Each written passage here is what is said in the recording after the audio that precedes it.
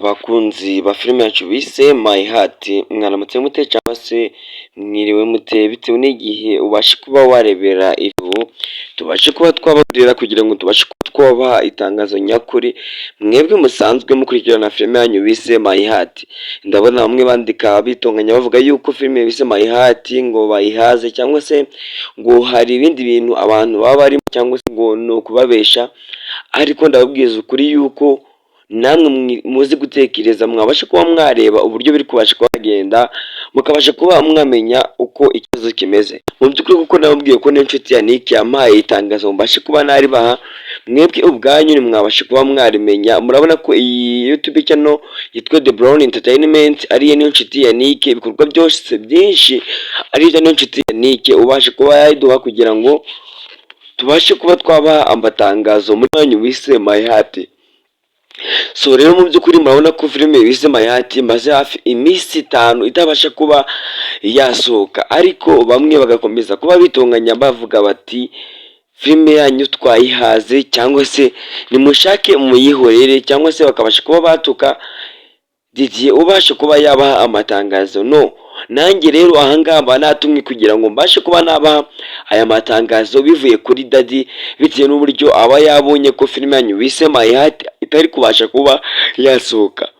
Nababwiye ngo rero Kiramani yaje kuba yagira akabazo, bibasha kuba byatuma filime bise My Heart ibasha kuba yasubira inyuma. Ntizashidikanya ko bamwe muri bo babasha kuba bamenya amakuru nyayo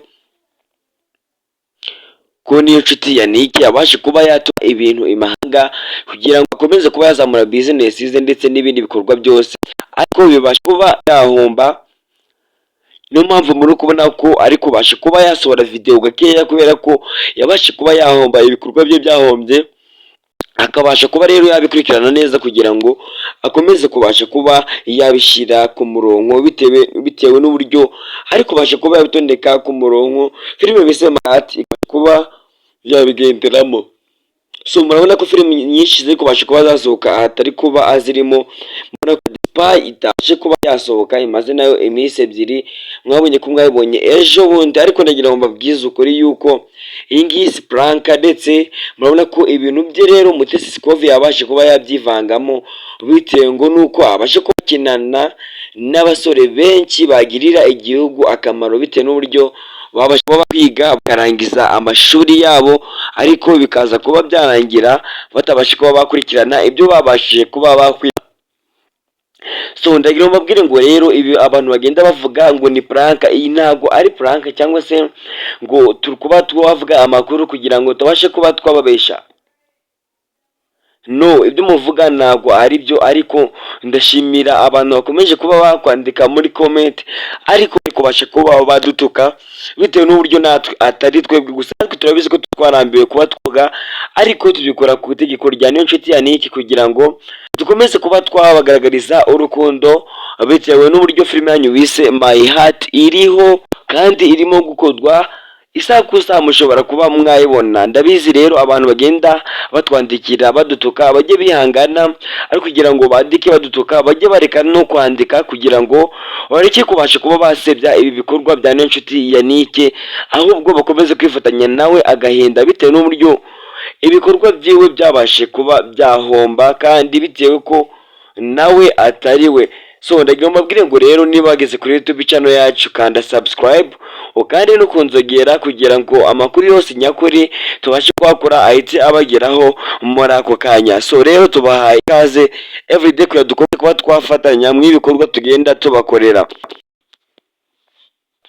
Gusa ntari nibagirwa, hari agatangazo babashe kuba bampa niyo nshuti ya Nick ko akeneye bamwe mu bantu bafite impano ko yabasha kuba yabiza mu